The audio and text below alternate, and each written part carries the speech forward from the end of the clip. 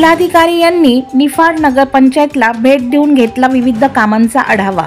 या प्रसंगी बैठकीमध्ये दैनंदिन कामकाज तसेच शहरात सुरू असलेले सर्व विकास कामे, नवीन पाणी पुरवठा योजना व नगरपंचायत मार्फत देण्यात येणाऱ्या सोयी सुविधा बाबत सविस्तर आढावा घेऊन मुख्याधिकारी चौधरी यांच्याकडून माहिती जाणून घेतली। तसेच घनकचरा व्यवस्थापन, सांडपाणी प्रकल्प व शहरातील अतिक्रमण याबाबत विविध विभाग यांना तात्काळ निर्देश देऊन सदरचे विषयी मार्गी लावणे बाबत आदेश दिले।